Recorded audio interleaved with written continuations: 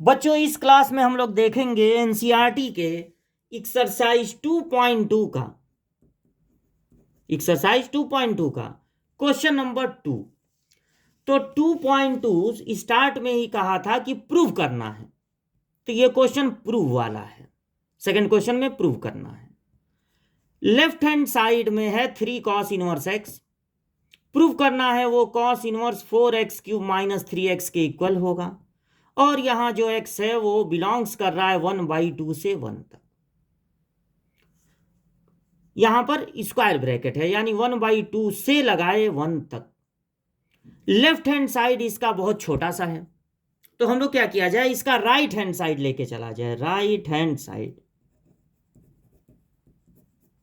cos inverse 4x³ minus 3x।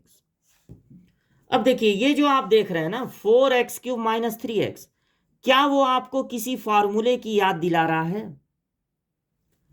cos 3a का formula आप याद किए थे फर्स्ट ईयर में, 4cos³ माइनस 3cos, ये फार्मूला आपने याद किया था। इस दो फार्मूले से इसको टैली कीजिए तो आप पाएंगे यहां भी 4 है, यहां भी -3 है। बस x की जगह पर आपको दिख रहा है cos a। तो अगर आप थोड़ी देर के लिए सपोज कर लें कि x equal to cos a है और यहां रख दें, तब आपको मिलेगा cos inverse 4cos³ minus 3cos a। और अब आप इसकी जगह लिख सकते हैं cos 3a। कॉस इनवर्स और कॉस अगर एक साथ हों तो दोनों हट सकते हैं, लेकिन शर्त यह है कॉस इनवर्स के साथ अगर कॉस है तो ये दोनों हट जाएंगे, सिर्फ यहां जो चीज है यहां जो है वही बचेगा। लेकिन शर्त यह है कि वो जो एंगल है वो होना चाहिए 0 से 180 तक में। 0 से 180 तक में वो एंगल हो, तभी कॉस इनवर्स के साथ वाला कॉस हटेगा, वरना नहीं हटेगा। उस एंगल को इस रेंज में लाना ही पड़ेगा। तो अब ये पता लगाया जाए कि ये कॉस इनवर्स और कॉस हट सकते हैं कि नहीं। तो यहां देखिए क्वेश्चन में दिया हुआ है कि x belongs to 1/2 comma 1 square bracket में, यानी कि जो x है वो 1/2 के इक्वल या ग्रेटर है और 1 के इक्वल या उससे छोटा है।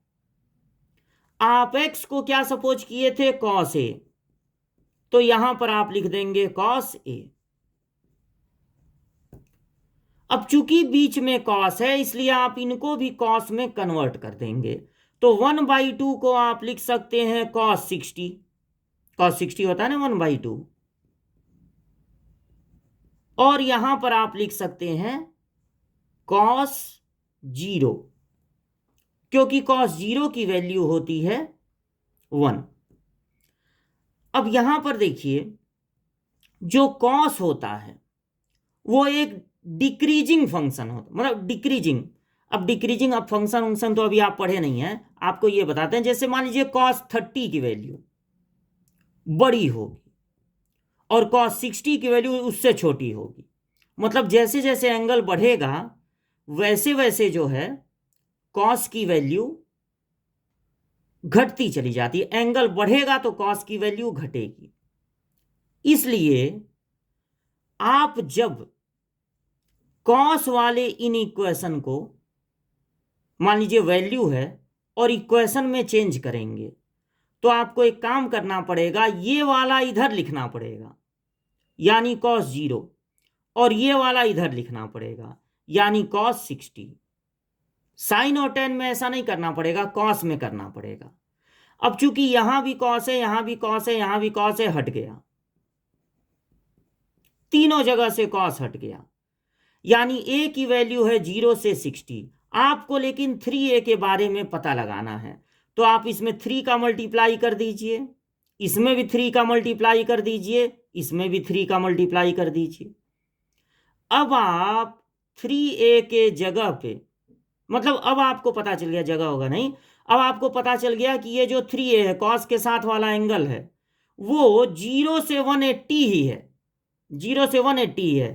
तो अब आप कॉस इनवर्स और कॉस एक साथ हैं तो इनको हटा सकते हैं, यहां पर बचेगा 3a और a की जगह फिर से लिख सकते हैं कॉस इनवर्स x, क्योंकि आपने x को माना था कॉस a तो a हो जाएगा कॉस इनवर्स x, आ गया 3 कॉस इनवर्स x, यानी आप पहुंच गए लेफ्ट हैंड साइड तक।